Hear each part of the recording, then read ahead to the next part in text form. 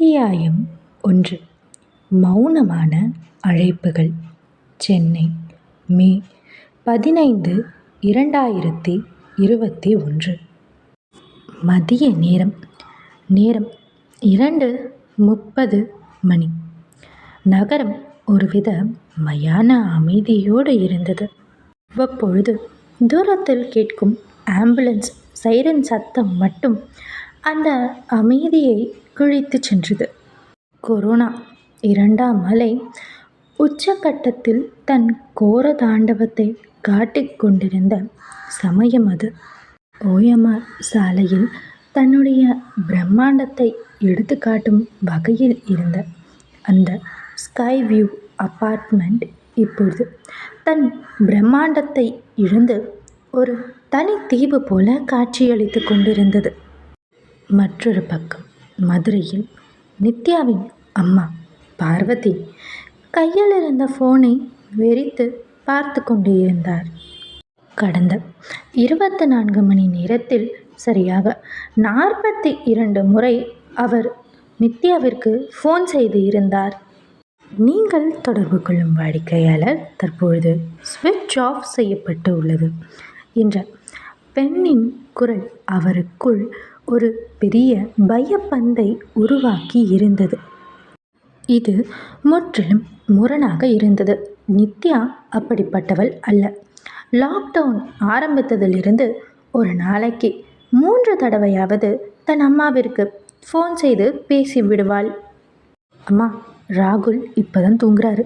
இன்னைக்கு ஆன்லைனில் இது வாங்கினேன், இன்னைக்கு அது சமைச்சேன், இன்னைக்கு இப்படி ஆச்சு என்று எதையாவது சொல்லிக்கொண்டே இருப்பாள். கடைசியாக பேசும்பொழுது கூட ராகுல் பக்கத்தில் உட்கார்ந்து டிவி பார்த்துட்ருக்காரு என்று சொல்லிக்கொண்டிருந்தாள். ஏங்க, என் மனசுக்கு ஏதோ சரியா படலைங்க. நித்யா ஃபோன் பண்ணால் எடுக்கவே மாட்டேன்றா. ராகுலுக்கும் பண்ணி பார்த்தேன், அவரும் எடுக்கலை. ஏங்க, உங்களை தான் உங்ககிட்ட தான் சொல்லிக்கிட்டு இருக்கேன். ச்சே, இந்த மனுஷங்கிட்ட பேசி ஒருத்துக்கும் பிரயோஜனம் இல்லை. லாக்டவுன் மட்டும் இல்லைன்னா நான் இப்போவே அங்கே கிளம்பி போயிருப்பேன் என்று சொல்லி மீண்டும் மீண்டும் அவர் டயல் செய்து கொண்டு இருந்தார். கடைசியில் அந்த அப்பார்ட்மெண்ட் வாட்ச்மேன் முனுசாமியின் நம்பரை தேடி பிடித்து அதற்கு அழைத்தார். கடைசியில் நித்யாவின் அம்மா ஃபோன் நம்பரை பார்த்து வாட்ச்மேன் முனுசாமி அழைப்பை ஏற்று, சொல்லுங்கம்மா முனுசாமி, நான் நித்யாவோட அம்மா பேசுகிறேன்ப்பா. அவள் ஃபோனு 2-3 நாளாக ஸ்விட்ச் ஆஃபாக இருக்குப்பா. தம்பி ராகுலுக்கு போட்டாலும் எடுக்க மாட்டேங்கிறாரு. நீ கொஞ்சம் மேலே அந்த B பிளாக் 402க்கு போய் என்னென்னு பார்க்க முடியுமா? எனக்கு ரொம்ப பயமாக இருக்குப்பா. முனுசாமிக்கு மிகவும் தயக்கமாக இருந்தது. அம்மா, இப்போது அங்கே மேலே யாரும் போகிறதில்ல, போகக்கூடாது. எல்லாரும் பயப்படுறாங்க. என்னப்பா இப்படி சொல்கிறியே? சரி இருங்கம்மா, நீங்கள் சொல்கிறதுக்காக நான் வேணா போய் பார்க்குறேன் என்று சொல்லி அவர் தன்னுடைய லிஃப்டை நோக்கி நடந்தார். 4வது மாடிக்கு வந்தவுடன் லிஃப்டின் கதவு திறந்தது. அந்த காரிடார் முழுக்க ப்ளீச்சிங் பவுடர் மற்றும் சானிடைசரின் நெடி அடித்தது. 402 அந்த கதவின் முன்னால் போய் அவர் நின்றார். கதவு உள்புறமாக தாளிடப்பட்டிருக்க காலிங் பில்லை அழுத்தினார். டிங் டோங் டிங் டோங் டிங் டோங் 3 முறை அழைப்பு மணியை அடித்தும் எந்த ஒரு எதிர்வினையும் இல்லை. முனுசாமிக்கு லேசாய் வியர்த்தது. வேகமாய் கதவை தட்டினார். தம்பி, ராகுல் தம்பி, உள்ளே இருக்கீங்களா? சரியாக 2 நிமிடங்கள் கழித்து கதவு திறக்கப்பட்டது. ராகுல் நின்று கொண்டிருந்தான். கலைந்த தலைமுடியும் லேசாய் சிவந்த கண்களுமாய், முகத்தில் ஒருவித களைப்பு. என்ன முனுசாமி இந்த நேரத்தில்? அது இல்லை தம்பி, மதுரையிலேருந்து சின்னம்மாவோட அம்மா ஃபோன் பண்ணி பார்க்க சொன்னாங்க. சின்னம்மா நித்யாம்மா ஃபோனை எடுக்க மாட்டேன்றாங்களாம். அதான் பதறாங்க. அவங்கள கொஞ்சம் பேச சொல்லுங்களேன் என்றார் முனுசாமி. முனுசாமி, அவன் நேற்று ராத்திரியே மதுரைக்கு அவங்க அம்மா வீட்டுக்கு கிளம்பி போயிட்டா. அவள் கோவத்தில் பேக் பண்ணிவிட்டு நேற்றே கிளம்பி போயிட்டா. அவள் இன்னும் அங்கே போய் சேரலையா? என்ன தம்பி சொல்கிறீங்க? லாக்டவுனில் ஒரு காக்கா கூட வெளியே போக முடியாது. அவங்க மட்டும் எப்படி போயிருப்பாங்க? நேற்று முழுக்க சிசிடிவியில் கூட எனக்கு பார்த்த ஞாபகம் இல்லையே. ராகுல் கதவை சற்று தள்ளி பிடித்து கொண்டு, அவள் ஆம்புலன்ஸில் ஏதாவது லிஃப்ட் கேட்டு போயிருப்பா. நீங்கள் போங்க, போய் உங்கள் வேலையை பாருங்கள் என்று சொல்லிவிட்டு முனுசாமியின் முகத்திற்கு நேராக படார் என்று கதவை சார்த்திவிட்டு போனான். முனுசாமிக்கு ஏதோ உதைத்தது வெளியே. இவ்வளவு கெடுபிடி இருக்கும் பொழுது எப்படி ஒரு பெண் தனியாக, அதுவும் இரவு நேரத்தில் ஆம்புலன்ஸ் பிடித்து மதுரைக்கு செல்ல முடியும்? அவர் உடனடியாக பார்வதிக்கு அழைத்து விஷயம் சொன்னார். பார்வதிக்கு தூக்கி வாரி போட்டது. இல்லை இல்லை இல்லை முனுசாமி, அவ என் வீட்டுக்கு வரல. அப்படி தனியாக போகிற பொண்ணும் இல்லை. ஏதோ தப்பாக இருக்குது. தயவு செஞ்சு உடனே போலீஸை கூப்பிடுங்க என்றார். இன்ஸ்பெக்டர் செந்தில்குமாரின் என்ட்ரி. சரியாக 1 மணி நேரம் கழித்து ஒரு போலீஸ் ஜீப் அந்த அபார்ட்மெண்ட்டின் வளாகத்திற்குள் நுழைந்தது. இன்ஸ்பெக்டர் செந்தில்குமாரின் முகம் இறுகி போயிருந்தது. எங்கேயா அந்த ஃப்ளாட்டு 402? ஏதாவது ஒரு பொண்ணு, அதுவும் லாக்டவுன் சமயத்தில் ஆம்புலன்ஸை பிடிச்சி ராத்திரி நேரத்தில் மதுரைக்கு போயிருக்கான்னு சொன்னால் அதை நம்புறதுக்கு நான் என்ன சின்ன பிள்ளையா என்று முனுசாமியிடம் கேட்டபடியே மாடிப்படிகளில் ஏறினாள். அந்த மூடிய கதவிற்கு பின்னால் இந்தியாவையே அதிர வைக்கும் லாக்டவுன் சமயத்தில் நடந்த ஒரு மர்டர் கேஸ் அவருக்காக காத்து கொண்டிருப்பது அப்பொழுது யாருக்கும் தெரியவில்லை. அத்தியாயம் 2. சானிடைசர் வாசனை. இன்ஸ்பெக்டர் செந்தில்குமார் 402 வீட்டின் கதவை தட்டினார். ராகுல் கதவை திறந்தான். இந்த முறை அவன் முகத்தில் பதட்டம் இல்லை, ஒருவித அமைதி கலந்த திமிர் இருந்தது. சார், நான் ஏற்கனவே வாட்ச்மேன் கிட்ட சொல்லிட்டேன். அவள் கோவத்தில் கிளம்பி போயிட்டான். செந்தில்குமார் வீட்டிற்குள் நுழைந்தார். உள்ள வரலாம்ல என்று கேட்டபடியே அவர் வீட்டிற்குள் நுழைந்தார். அந்த வீடு விசித்திரமாக இருந்தது. லாக்டவுன் என்பதால் வீடு கொஞ்சம் கலைந்து கிடக்கும். ஆனால் இந்த வீடு ஒரு அறுவை சிகிச்சை அறை, ஆப்ரேஷன் தியேட்டர் போல் அத்தனை சுத்தமாக இருந்தது. இங்கும் ப்ளீச்சிங் பவுடர், ஆல்கஹால், சானிடைசரின் மனம் மூக்கை துளைத்தது. புலனாய்வு 1. டிஜிட்டல் முரண்பாடு, த டிஜிட்டல் லூப்ஹோல். செந்தில்குமார் அங்கிருந்த சோஃபாவில் அமர்ந்தார். தம்பி, அவங்க அம்மா கிட்ட பேசினேன். அவங்க அங்கே வரலைன்னு சொல்கிறாங்க.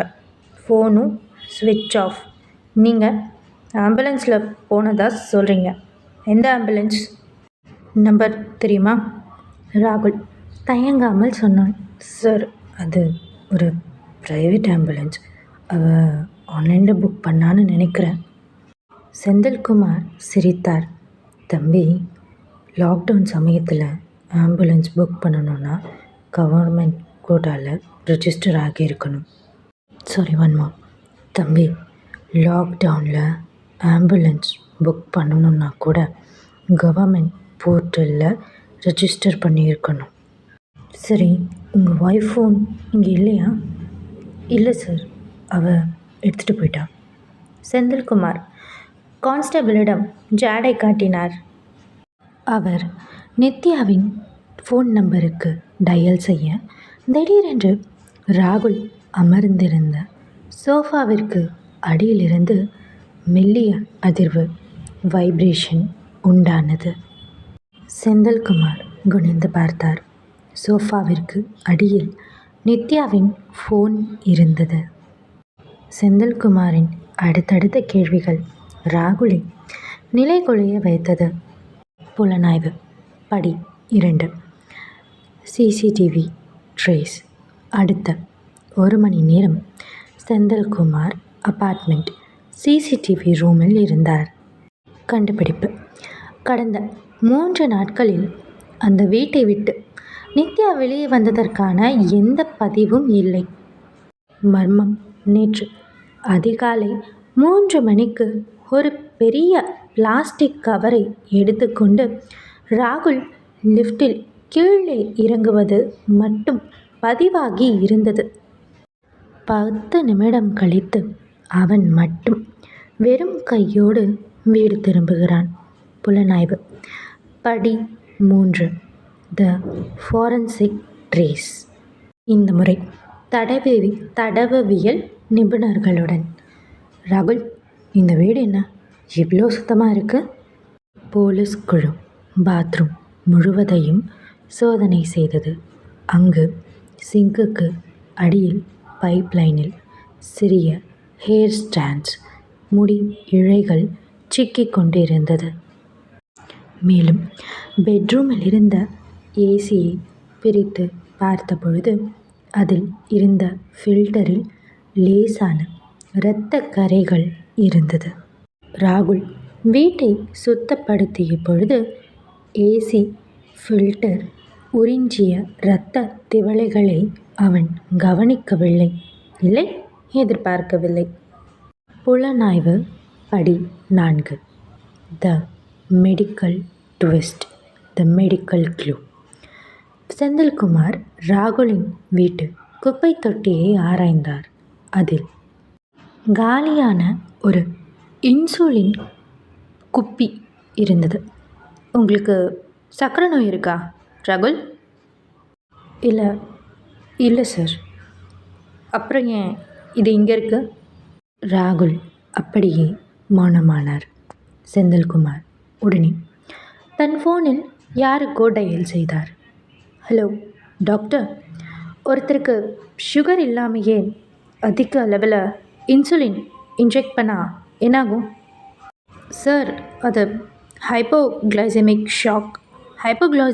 ஷாக் ஏற்படுத்தும். நோயாளியால் சத்தம் போட முடியாது, கை கால் விளங்காது, சில நிமிடங்களில் மாரடைப்பு வந்து இறந்துடுவாங்க.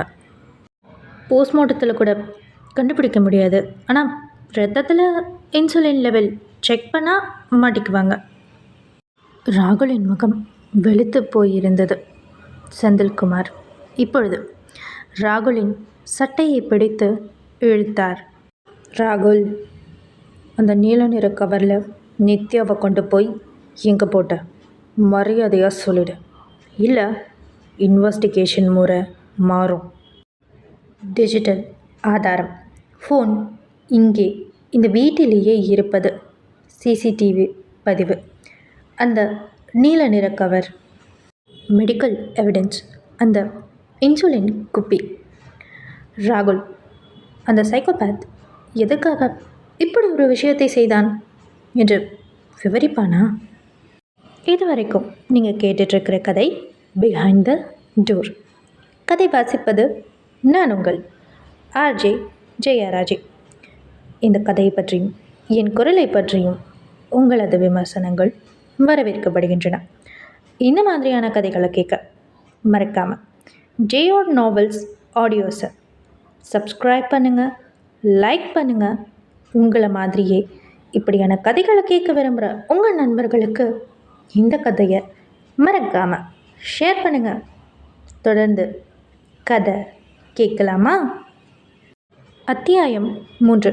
அந்த 3 நாள் நரகம் த கன்ஃபெஷன்.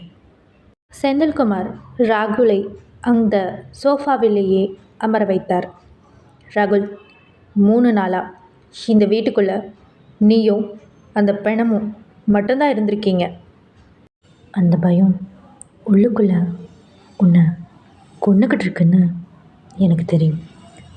உண்மையை சொல்லிடு, உனக்குள்ளே இருக்கிற பாரமாச்சும் குறையும் என்று செந்தில்குமார் மிக மென்மையாக சொன்னார். ராகுல் மெல்ல தலையை நிமிர்த்தினான். அவனது கண்கள் வெறித்து போய் இருந்தது. அவன் மெல்ல தன் வாக்குமூலத்தை தொடங்கினான். அந்த இரவு மே 12, 2021. சார், லாக்டவுனில் 24 மணி நேரமும் வீட்டுக்குள்ளேயே முடங்கி கிடக்கிறது எவ்வளோ பெரிய நரகம் தெரியுமா? ஆரம்பத்தில் எல்லாமே நல்லா தான் இருந்துச்சு. ஆனால் அதுக்கப்புறம் சின்ன சின்ன விஷயங்களுக்கும் சண்டை வர ஆரம்பிச்சுது. அன்றைக்கி நைட் நித்யா அவங்க அம்மா கூட ஃபோனில் பேசிகிட்டு இருந்தா. அம்மா, என்னால் இவன் கூட இருக்கவே முடியலம்மா. லாக்டவுன் மட்டும் முடிஞ்சதுன்னா நான் அங்கே வந்துடுறேன். சொன்னது எனக்கு அப்படியே தலைக்கு ஏறிடுச்சு. நான் அவளை ரொம்ப நேசித்தேன். ஆனால் அவள் என்னை ஒரு ஜெயிலர் மாதிரி பார்த்தா. சின்ன சின்ன விஷயத்துக்கும் சண்டை, ஆர்கியூமெண்ட். உன் பேச்சு நான் ஏன் கேட்கணும்? சண்டை போட்டால், சத்தம் போட்டால் அடுத்த வீட்டுக்கு கேட்டுடும். அதனால தான் சத்தமே இல்லாமல் அவள் தூங்கும்போது இன்சுலினை ஏற்றினேன். ஒரு சின்ன சத்தம் கூட இல்லை. அவள் அப்படியே ஆழமான மயக்கத்துக்கு போயிட்டான். காலையில் பார்த்தா உடம்பு ஜில்லிட்டு போயிருந்துச்சு. அந்த 3 நாள் நடுக்கம். கொலை செஞ்ச முதல் நாள் நித்யாவோட உடம்பு பெட்ரூமில் வச்சுட்டு நான் ஹாலில் உட்காந்துட்டு இருந்தேன். அந்த அமைதி அது எனக்கு கொன்னுச்சு. தூரத்தில் ஆம்புலன்ஸ் சத்தம் கேட்கும் பொழுதெல்லாம் போலீஸ் வந்துடுச்சுன்னு நினச்சி பயந்து நடுங்குவேன். 2வது நாள் பாடி ஸ்மெல் வந்துடுமோன்னு நினச்சி பயந்தேன். அதான் எல்லா இடத்துலையும் சானிடைசர் போட்டு ப்ளீச்சிங் பவுடரை எல்லா இடத்துலையும் கொட்டினேன். அந்த வாசனையே எனக்கு வைத்தியம் பிடிக்க வச்சுது.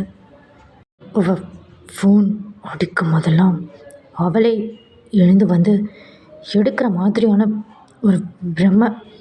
அதனால தான் அந்த ஃபோனை சோஃபாவுக்கு அடியில் ஒழிச்சு வச்சேன். ஆனால் அந்த ரிங்டோன் என் காதில் கேட்டுக்கிட்டே இருந்துச்சு. வைப்ரேட்டில் போட்டேன்.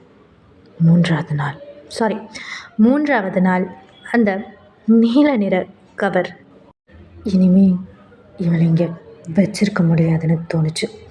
அதான் அந்த பெரிய பிளாஸ்டிக் கவரில் அவளை சுருட்டி தூக்கிட்டு போனேன்.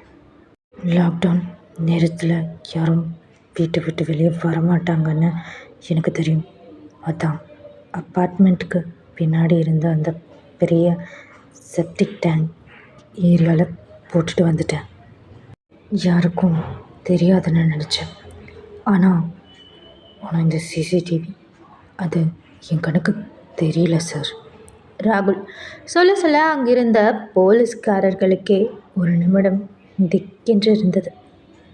3 நாட்கள் ஒரே வீட்டில் ஒரு பிணத்தோடு ஒரு மனிதன் சானிடைசர் வாடையில் தன் சுயத்தை இழக்காமல் இருந்திருக்கிறான் என்பதே ஒரு மிக பெரிய விஷயம்.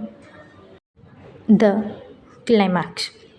போலீஸ் ராகுல் சொன்ன அந்த செப்டிக் டேங்க் ஏரியாவிற்கு போய் தேடிய பொழுது அங்கு நித்யாவின் பிணம் இல்லை. ராகுலுக்கு திகைப்பாகத்தான் இருந்தது. அவனுக்கு சந்தேகமே வந்துவிட்டது. ஒருவேளை அவ உயிரோட தப்பிச்சிட்டாளா? ஆனால் உண்மை அதுவல்ல. லாக்டவுன் என்பதால் அப்பார்ட்மெண்ட்டின் குப்பை சேகரிக்கும் முறை மாறி இருந்தது. ராகுல் அந்த கவரை போட்ட இடம் உண்மையில் பெரிய குப்பை தொட்டிகள். இண்டஸ்ட்ரியல் டஸ்ட்பின்ஸ் வைக்கப்படும் இடம். அவன் அதை போட்ட சில மணி நேரங்களில் மாநகராட்சி சேர்ந்த குப்பை லாரி கார்பேஜ் ட்ரக் வந்து அதை அங்கிருந்து எடுத்துச் சென்று விட்டது. விசாரணையில் தெரிந்த உண்மை.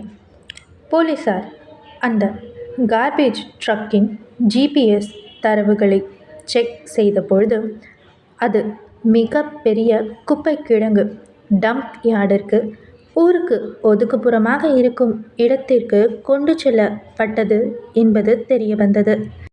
பல டன் குப்பைகளுக்கு இடையே நித்யாவின் உடல் புதைந்து போனது. கிளைமேக்ஸ் காட்சி. காவல்துறையினர் ராகுலை அந்த குப்பை கிடங்கிற்கு அழைத்து சென்றிருந்தனர். பல ஏக்கர் பரப்பளவு இருக்கும் அந்த இடத்தில் மலை போல குவிந்து கிடக்கும் குப்பைகளுக்கு நடுவே நித்யாவின் உடலை தேடுவது அத்தனை எளிதான விஷயம் இல்லை. ஆனால் 2 நாட்களாக மோப்பநாய் மற்றும் ஜேசிபி இயந்திரங்கள் கொண்டு தோண்டியதில் அந்த நீல நிற கவர் சிதைந்த நிலையில் கைப்பற்றப்பட்டது. அந்த ஒரு சின்ன அடையாளம் 2 நாட்கள், பல நாட்கள் ஆனதினால் உடல் மிக மோசமாக சிதைந்திருந்தது.